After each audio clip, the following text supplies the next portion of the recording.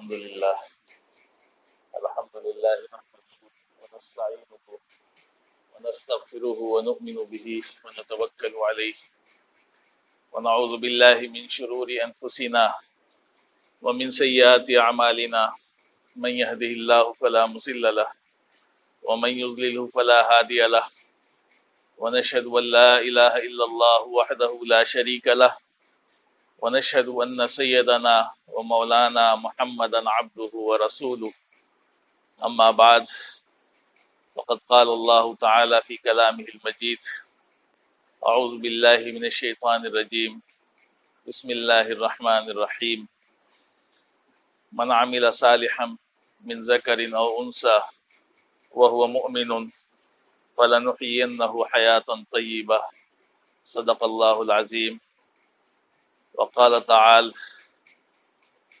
ألا بذكر الله تطمئن القلوب وقال نبينا محمد صلى الله عليه وسلم مثل الذي يذكر ربه والذي لا يذكر ربه مثل الحي والميت او كما قال علیہ الصلوۃ والسلام۔ محترم حضرات، آج دنیا میں ہر شخص یہ چاہتا ہے کہ اس کو سکون کی زندگی نصیب ہو جائے۔ ہر انسان کی یہ خواہش ہوتی ہے کہ اس کے دل کے اندر سکون ہو، اطمینان ہو، غموں سے نجات ہو، خوشی ہو، چاہے وہ مرد ہو، عورت ہو، جوان ہو، بوڑھا ہو، سب کی یہی خواہش ہوتی ہے۔ کوئی نہیں چاہتا ہے کہ وہ بے سکونی کی زندگی گزارے، اس کی زندگی میں اطمینان نہ ہو، پریشانیاں ہوں۔ بہرحال اور انسان کا تقریباً یہ عقیدہ ہو گیا ہے حالات کی وجہ سے، ماحول کی وجہ سے، مادیت کی وجہ سے، کہ وہ یہ سمجھتا ہے کہ ہر پریشانی، ہر مسئلے اور ہر مشکل کا حل مال ہے۔ اس کے دل میں یہ کیفیت بیٹھی ہوئی ہے۔ وہ یہ سمجھتا ہے کہ دنیا کے جتنے بھی مسئلے ہیں سب کا حل اگر کچھ ہے تو وہ مال ہے۔ اگر مال زیادہ آ گیا تو ساری پریشانیاں دور ہو جائیں۔ یہ انسان کے دل میں ہے۔ اسی لیے آپ پوری دنیا کا جائزہ لیں، مسلمانوں کا بھی جائزہ لیں، تو آپ کو پتہ چلے گا کہ ان کی ساری محنت، ساری کوشش، ساری توانائی اور ساری صلاحیتیں کس پہ صرف ہو رہی ہیں؟ مال حاصل کرنے پہ۔ اس سے آگے کی کوئی سوچ نہیں۔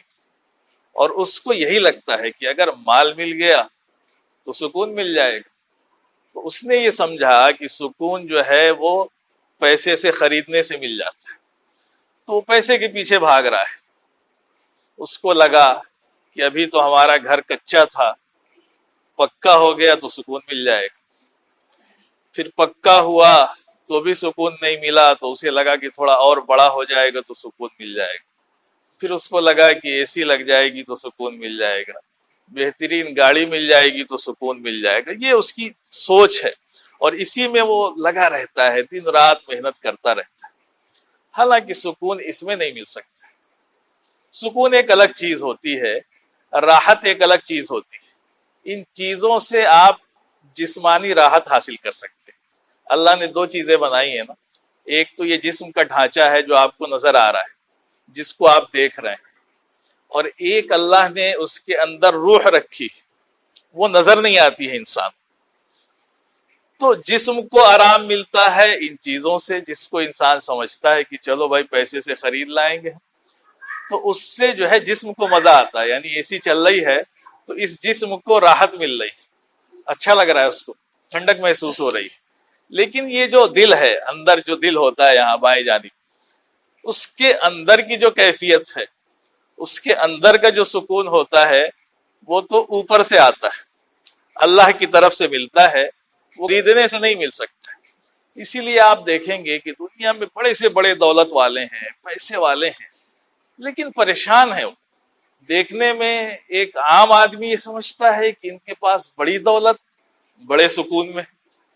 جب ان کے پاس جا کے بیٹھیں گے، ان سے آپ پوچھیں گے اور جب وہ اپنے دل کی بات سامنے رکھیں گے، اپنے غموں کو بیان کریں گے، تو آپ کو اندازہ ہوگا کہ وہ کتنے پریشان ہیں بیچارے، نیند نہیں آتی ہے، کہیں گے کہ رات بھر اے سی میں ہم کمبل اوڑھ کے لیٹے رہتے ہیں لیکن ہمیں نیند نہیں آتی ہے، کئی کئی گولیاں کھانی پڑتی ہیں، بڑی پریشانی کی زندگی۔ تو پتہ چلا کہ دولت سے سکون نہیں ملتا ہے، سکون دولت سے ملتا تو سارے پیسے والے بڑے سکون میں ہوتے، بڑے مزے میں ہوتے، لیکن ایسا نہیں ہوتا ہے۔ سکون باہر چلے جائیں، باہر چلے۔ تو سکون کے لیے جو ہے، اس کے لیے جو ہے اللہ تبارک و تعالی نے قرآن میں جو نسخہ بیان فرمایا ہے اسی سے سکون حاصل ہو سکتا ہے۔ اللہ تعالیٰ نے قرآن میں فرمایا کہ دیکھو، من عمل صالحا من ذکر او انثى وهو مؤمن فلنحيينه حیاتا طیبہ۔ دو نسخے بتائے اللہ نے سکون کے۔ ایک تو پہلی چیز ہے ایمان، اور دوسری چیز ہے عمل صالح۔ فرمایا کہ اگر یہ دو چیزیں ہوں گی، ایمان ہوگا اور اس کے بعد عمل صالح ہوگا، تو اللہ کیا کرے گا؟ فرما رہے فَلَنُحْيِيَنَّهُ حَيَاتًا طَيِّبَةً، ہم بہترین اور سکون کی زندگی اس کو دے دیں گے، چاہے وہ کیا ہو۔ فرمایا کہ من عمل صالحا من ذکر او انثى، مرد ہو یا عورت، کوئی بھی ہو، دونوں کو سکون ملے گا تو اللہ کے سائے میں ملے گا۔ غیر ایمان والے کو زندگی میں کبھی سکون نہیں مل سکتا، آپ نوٹ کر لیں اس کو۔ جس کے پاس ایمان نہیں ہے تو بس وہ صرف ظاہری راحت میں ہے، لیکن سکون نہیں ہوگا۔ جس کو سکون کہتے ہیں، سکینت اللہ کی طرف سے نازل ہوتی۔ اللہ تعالیٰ فرماتا ہے نا کہ جو لوگ ذکر کی مجلسوں میں بیٹھتے ہیں، اللہ کا ذکر کرتے ہیں، نزلت علیہم السکینہ، ان پر سکینت کا نزول ہوتا ہے۔ سکینت ایک کیفیت ہے، اللہ کی رحمت ہے۔ آپ اس کو مثال سے سمجھیں، ابھی آپ مسجد میں بیٹھے ہیں، آپ کا دل ہر جگہ سے کٹا ہوا ہے، بالکل آپ سکون میں ہوں گے۔ جب بازار میں ہوں گے تو دوسری کیفیت ہوگی، وہاں آپ کا ذہن منتشر، پریشان، طرح طرح کی فکریں، طرح طرح کی سوچ۔ لیکن جب مسجد میں آئے تو آپ دیکھیں گے کہ مسجدوں میں آپ کو بڑے لوگ سوتے ہوئے ملیں گے۔ ابھی تقریر ہو رہی ہے، خطبہ ہوگا یا کہیں بیان ہوتا ہے تو لوگ بڑے سکون سے سوتے ہیں، اور اسی کو بازار میں کھڑا کر دیجئے، نیند نہیں آئے گی، دکان پہ نیند نہیں آئے گی اس کو۔ کیوں نیند نہیں آتی؟ یہ سکون کہاں سے آتا ہے؟ یہ سکینت کا نزول ہوتا ہے۔ اسی لیے اللہ والوں نے بڑی عجیب عجیب باتیں فرمایا کہ جب بندہ مراقبے میں ہوتا ہے، اللہ کے ذکر کے لیے بیٹھ جاتا ہے، اللہ کی تلاوت کے لیے بیٹھ جاتا ہے، تو اس کی نیت تلاوت کی ہوتی ہے، اس کی نیت اللہ کے ذکر کی ہوتی ہے۔ تو جب وہ نیت کر کے بیٹھ گیا تو اب اگر وہ اس کو نیند بھی آ گئی، پورا وقت سونے میں بھی گزر گیا، تو اللہ کی طرف سے اس کو انعام ملے گا۔ کیوں انعام ملے گا؟ اس لیے کہ وہ بیٹھا تھا تو یہ نیت کر کے کہ نہیں سوئیں گے، وہ نیت تو یہ کر کے بیٹھا تھا کہ اللہ کا ذکر کریں گے، لیکن اس کی کیفیت ایسی ہوئی، دل میں ایسا سکون پیدا ہوا کہ اس کو نیند آ گئی، ورنہ تمام کوشش کے بعد بھی اس کو نیند نہیں آتی تھی۔ تو یہ اللہ کی طرف سے ایک سکون ہوتا ہے کہ وہ بندے جن کو بڑے بڑے 5 اسٹار ہوٹلوں میں نیند نہیں آتی ہے، ان کو مسجدوں میں نیند آ جاتی ہے، ان کو چٹائیوں پہ نیند آ جاتی ہے، بغیر بستر کے بیٹھے بیٹھے نیند آ جاتی ہے، اور وہ نیند کے لیے، اسی نیند کے لیے پریشان ہوتے ہیں، اور گولیاں کھا کے بھی ان کو نیند نہیں آتی۔ تو میرے بھائیوں، سکون تو ملے گا اسی میں جس میں اللہ نے بیان کیا، وہی ہمارا خالق، اسی نے پیدا کیا، اس جسم کو بھی اسی نے بنایا، اس روح کو بھی اسی نے بنایا، اور وہ جانتا ہے کہ سکون کس چیز سے ملنے والا ہے۔ اس نے قرآن میں بھی اعلان فرمایا کہ دیکھو، اللہ، سن لو۔ اللہ کا جو حرف آتا ہے عربی میں تنبیہ کے لیے آتا ہے، یعنی ہوشیار کرنے کے لیے، خبردار کرنے کے لیے کہ اگر کوئی سو رہا ہو، غفلت میں ہو، تو وہ بھی جاگ جائے اور کان کھول کر کے سنے۔ تو اس کے لیے آتا ہے اللہ، یعنی سن لو، سب لوگ سن لو۔ کیا سن لو؟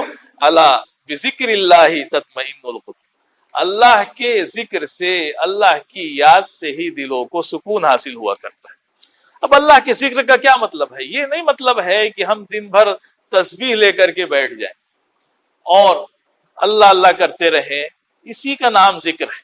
نہیں، یہ تو ذکر ہے ہی، یہ تو افضل الذکر ہے، لیکن اصل ذکر یہ ہے، اللہ کی یاد یہ ہے کہ ہماری زندگی میں اللہ کے اور اس کے رسول کے احکامات آ جائیں، ہم اللہ کے اور اس کے رسول کے احکامات کے تابع ہو جائیں، یہی اللہ کی یاد ہے کہ بندہ جو ہے اپنا کام بھی کرے گا، دکان بھی جائے گا، کھیت بھی جائے گا، نوکری کرتا ہے ڈیوٹی بھی جائے گا، جو بھی کام ہے وہ کام تو وہ کرے گا، لیکن اللہ کو بھول کر کے نہیں کرے گا، اس کے رسول کو بھول کر کے نہیں کرے گا، بلکہ اس کو یاد رکھ کر کے کرے گا۔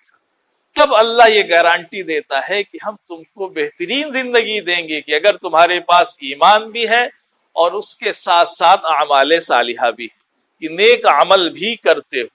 اب جب نیک عمل کا نمبر آئے گا ایمان کے بعد، تو سب سے پہلے کس کا نمبر آئے گا؟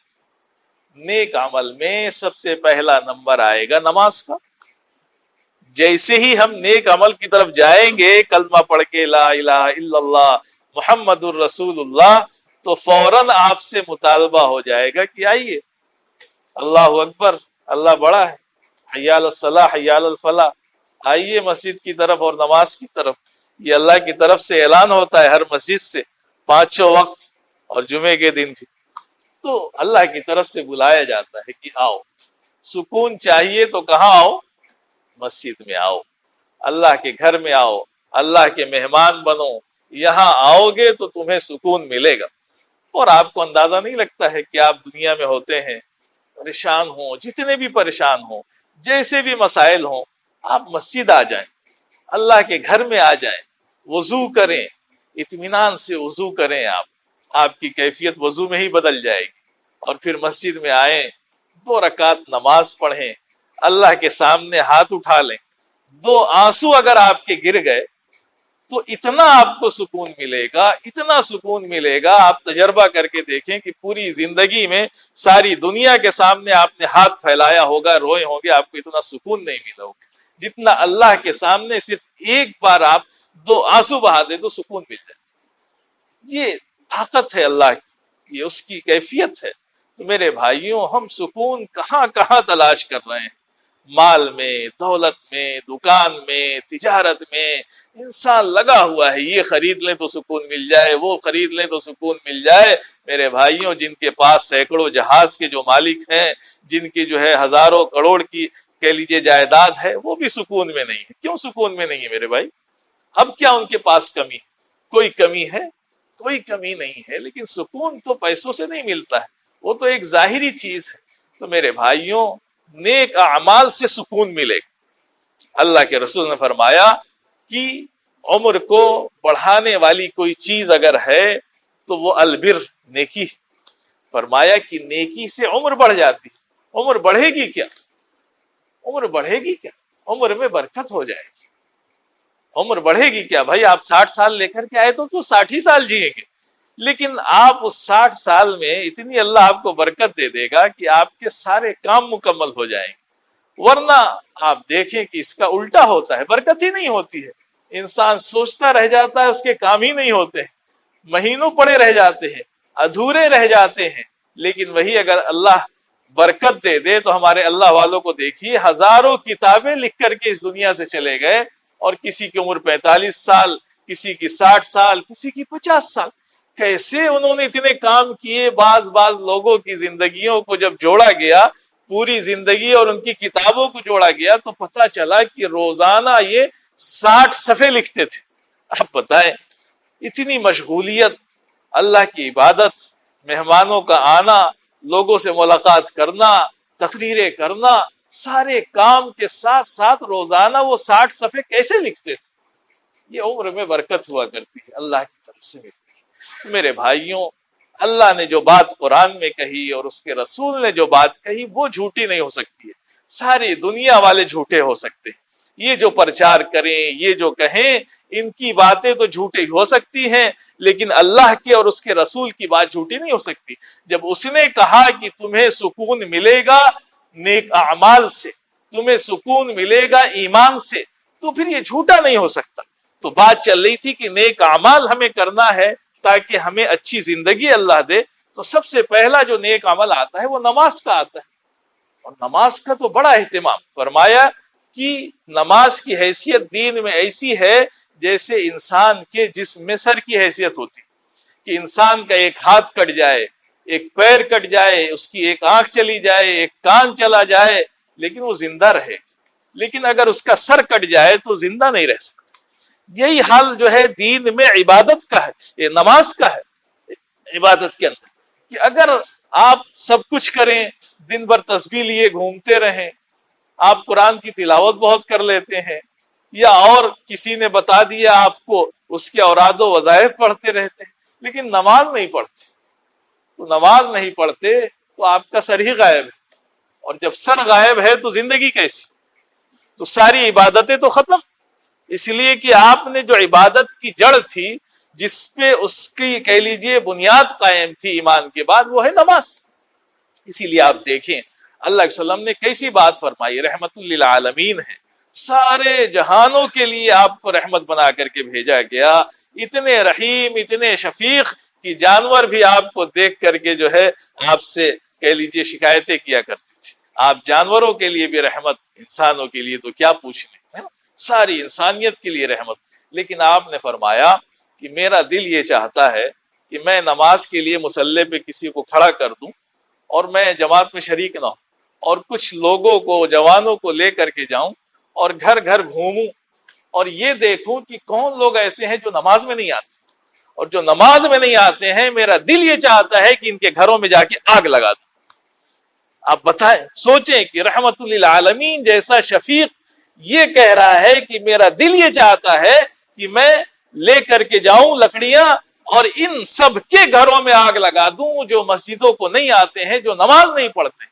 یعنی وہاں صرف مسجد میں نہ آنے کی بات تھی، نماز گھر میں پڑھتے ہیں یا نہیں اس کی تو بحث ہی نہیں، صرف یہ کہ مسجد جو نہیں آتے ہیں جماعت کے وقت، ان کے گھروں میں جا کر کے آگ لگا دوں۔ اسی کے ضمن میں حضرت تھانوی رحمت اللہ علیہ نے بڑی اچھی بات فرمایا کہ اللہ کے وسلم نے تو یہ فرمایا تھا کہ میرا دل یہ چاہتا ہے کہ جا کر کے ان کے گھروں میں آگ لگا دوں، اور آپ یہ سمجھ لیں کہ ان کے گھروں میں آگ لگ گئی۔ فرمایا کہ جو نماز نہیں پڑھتے ہیں آپ سمجھ لیں کہ ان کے گھروں میں آگ لگ گئی، نبی نے جو کہا تھا، جو سوچا تھا وہ صحیح ہو گئی، ان کے گھروں میں آگ لگ گئی جو نماز نہیں پڑھتے۔ آپ دیکھیں کیا حالات ہیں آج مسلمانوں کے گھروں کے، کیسے حالات ہیں، بہت برے حالات ہیں، لیکن پھر بھی وہ یہ نہیں سمجھنے ہیں کہ ہمارے گھروں میں یہ آگ کیوں لگی ہوئی ہے، کیوں پریشان ہیں، کیوں اتنے مسائل ہیں، کیوں اتنی طرح طرح کی چیزیں ہمارے سامنے آ رہی ہیں۔ ان کو ساری چیزیں یاد آتی ہیں، لیکن یہ نہیں پتا کہ اللہ نے اس کا علاج کیا بتایا، اس کے رسول نے اس کا علاج کیا بتایا۔ تو سارے لوگ اگر نمازی ہو جائیں، دین میں آ جائیں، تو جو سکون کی کیفیت ایمان والوں کو ملے گی وہ کسی نہ دولت سے مل سکتی ہے، نہ اچھی گاڑی سے مل سکتی ہے، نہ بڑے سے بڑے بنگلے میں مل سکتی ہے، کہیں نہیں مل سکتی ہے۔ آپ اس کا تجربہ کر کے دیکھیں، آپ آ جائیں دین میں، آپ نماز کی پابندی کریں، اللہ سے دعائیں کریں، استغفار کریں، جو اللہ اور اس کے رسول کے احکامات ہیں اس پر عمل کر کے دیکھیں، اور پھر زندگی کے سکون کا آپ مزہ لیں۔ جو سکون آپ کو ملے گا، واقعی بیماریاں آئیں گی، پریشانیاں آئیں گی، مسائل آئیں گی، یہ تو ہے ہی ہے، یہ تو دنیا ہے ہی ہے، یہی ایسی ہی جگہ ہے یہ دنیا۔ یہاں کوئی یہ سوچے کہ ہم نماز پڑھنے لگے تو بیمار نہ ہو، ہم نماز پڑھنے لگے تو ہمارے ساتھ کوئی حادثہ نہ ہو، ہم اچھا کام کرنے لگے تو ہمارے سامنے کوئی پریشانی نہ آئے۔ ارے بھائی، دو جہاں کے سردار رحمت للعالمین، جن سے بڑا نہ کوئی آیا ہے نہ آئے گا، جب وہ بیمار ہوئے، وہ پریشان ہوئے، جنگوں میں ان کے دانت شہید ہو گئے، ان کو جو ہے چٹائیوں پہ سونا پڑا، کیسی کیسی تکلیفیں برداشت کی، تو آپ پہ نہیں آئیں گی؟ آپ اللہ والے ہو جائیں گے تو سوچیں گے کہ پریشانیاں نہیں آئیں گی، آئیں گی۔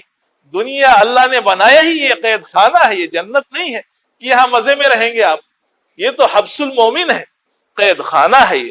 اور جنت تو وہاں بنائی ہے جہاں کوئی پریشانی نہیں ہوگی، جہاں کوئی غم نہیں ہوگا، جہاں کسی طرح کی کوئی کہہ لیجئے جو ہے تکلیف نہیں ہوگی۔ لیکن یہ تو دنیا ہے، یہاں تو جتنا زیادہ اللہ کے قریب جائیں گے اتنی ہی تکلیفیں آئیں گی، یہ مان کر کے چلیں۔ اس لیے کہ جتنا زیادہ دین میں مضبوط اتنی ہی آزمائش اللہ کی طرف سے. اس لیے سب سے زیادہ آزمائش کس کی ہوئی؟ نبیوں کی ہوئی.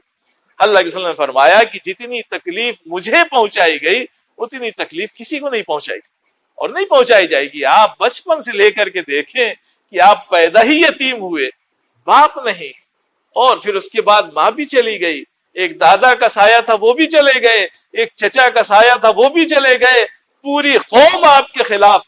ان تکلیفوں میں آپ نے زندگی گزاری اور کتنی تکلیفیں سہی. مکہ میں پیدا ہوئے، آپ کا وطن، آپ کا گھر، وہ سب چھوڑ کر کے مدینے جانا پڑا، ساری تکلیفیں برداشت کی. تو کیا تکلیفیں نہیں آئیں گی؟ آئیں گی. جب انبیاء پر آئیں اور اللہ کے نیک بندوں پر آئیں تو ہر ایمان والے پر تکلیف آئے گی. لیکن دل کا جو سکون ہوتا ہے جب بندہ اللہ کی طرف چلا جاتا ہے تو اس کی کیفیت بدل جاتی ہے. اسے پتا ہے کہ میرا ایک مالک ہے، میرا ایک رب ہے، میرا ایک اللہ ہے، میرا ایک پالنے والا ہے جس نے پیدا کیا ہے. یہ جو تکلیف آئی ہے اسی کی طرف سے آئی ہے. بس اتنا سمجھ لے گا تو دل میں سکون آ جائے. اسی لیے ہمارے اللہ والوں کے واقعات پڑھیں. علامہ ابن تیمیہ رحمۃ اللہ علیہ بہت بڑے اللہ والے گزرے. وہ قید خانے میں تھے، جیل میں تھے، اور بڑے بڑے اللہ والے جیل گئے ہیں، ان کو بڑی سزائیں دی گئیں. حضرت امام احمد بن حنبل رحمۃ اللہ علیہ اتنے بڑے امام گزرے ہیں. مکہ میں آپ جائیں گے تو مکہ میں جو لوگ ہیں وہ حنبلی کہلاتے ہیں، امام احمد بن حنبل کے ماننے والے ہیں. مدینے میں امام مالک کے ماننے والے ہیں. ہمارے اس ملک میں زیادہ تر امام ابو حنیفہ کے ماننے والے ہیں. تو جو چار مشہور امام ہیں ان میں سے حضرت امام احمد بن حنبل ہے.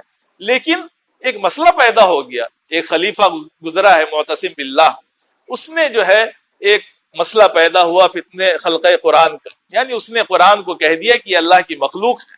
یہ اس نے کہا کہ یہ مخلوق ہے. حضرت امام صاحب نے کہا کہ نہیں، یہ مخلوق نہیں ہے، یہ اللہ کا کلام ہے. اور وہ اڑ گیا. تو سارے لوگ جو تھے اس کے حامی ہو گئے، اس لیے کہ حکومت تھی، اس کے پاس ڈنڈا تھا، طاقت تھی. امام صاحب نے پوری طاقت سے کہا کہ نہیں، یہ اللہ کا کلام ہے اور اللہ کا کلام ہی رہے گا، کبھی مخلوق نہیں ہو سکتا. اس کی وجہ سے اس نے ان کو کوڑے لگوائے، جیل میں ڈلوایا. یہ ساری چیزیں، تکلیفیں ہمارے ائمہ نے برداشت کی، اللہ والوں نے برداشت کی. تو ابن تیمیہ رحمۃ اللہ علیہ نے لکھا کہ اس جیل کے قید خانے میں مجھے جتنا سکون ہے، جتنا دل کے اندر میری راحت ہے، اگر ان دنیا والوں کو معلوم ہو جائے جنہوں نے مجھے جیل میں بند کیا ہے اور جو اپنے کو بڑے بادشاہ سمجھتے ہیں، تو وہ زمین کھود ڈالیں گے کہ یہ سکون کہاں سے رہے. یہ اللہ والوں کی کیفیت ہوتی ہے. ہم چاہتے ہیں کہ دنیا کی چیزوں سے سکون حاصل کر لیں. نہیں میرے بھائی، سکون تو صرف اللہ ہی کے اس میں ملنے والا ہے. تو میرے بھائیوں، ہم سب اسی کے متلاشی ہیں کہ ہمیں زندگیوں میں سکون مل جائے، راحت مل جائے، آرام مل جائے. اور وہ ملے گا اللہ کے ذکر میں، اللہ کی یاد میں، اللہ کی عبادت میں. آپ سب کچھ کریں لیکن اللہ کو چھوڑ کر کے، اللہ کو بھول کر کے نہ کریں، ورنہ آپ اللہ کو بھولیں گے تو فرمایا کہ وَلَا تَكُونُوا كَالَّذِينَ نَسُوا اللَّهَ، ان کی طرح نہ ہو جاؤ جنہوں نے اللہ کو بھلا دیا. فَأَنسَاهُمْ أَنفُسَهُمْ، تو گویا کہ انہوں نے اپنے آپ کو بھلا دیا. اللہ کو آپ بھلائیں گے، اللہ آپ کو بھلا دے گا. کہاں جائیں گے؟ کوئی در ہے، کوئی ٹھکانہ ہے؟ بندہ جب ساری دنیا سے تھک جاتا ہے، جب کہیں اس کو نہیں ملتا ہے ٹھکانہ، تو اللہ کے حضور میں آتا ہے اور وہی ٹھکانہ ملتا ہے اور وہی اصلی ٹھکانہ ہے. تو ہم کیوں ادھر ادھر بھٹکیں؟ پہلے ہی کیوں نہ آ جائیں اسی ٹھکانے میں. تو میرے بھائیوں، اگر ہم اور آپ زندگیوں میں سکون چاہتے ہیں، راحت چاہتے ہیں، دل کی کیفیت کو بدلنا چاہتے ہیں، تو دنیا کی تمام دولت اور نعمت، ان میں راحت اور سکون ملنے والا نہیں ہے. اللہ کے حضور میں حاضر ہو جائیں، نمازوں کی پابندی کریں، ذکر کریں، صبح کی نماز پڑھ کے تلاوت کر کے آپ اپنے کاموں پر جائیں. آپ دیکھیں کہ پورے دن آپ کو جو سکون ملے گا وہ آپ 9 بجے تک سو کر کے سکون حاصل نہیں کر سکتے ہیں. وہ آپ کو دنیا کی چیزوں میں نہیں ملے گا. میرے بھائیوں، یہی چیزیں تھیں جس کو سمجھانے کے لیے ہم سب کے آقا جناب محمد الرسول اللہ صلی اللہ علیہ وسلم اس دنیا میں تشریف لائے اور صحابہ کو اپنی صحبت سے یہ باتیں سکھائیں کہ بس اللہ کی طرف آ جاؤ. تمہارے پاس مال ہو تو بھی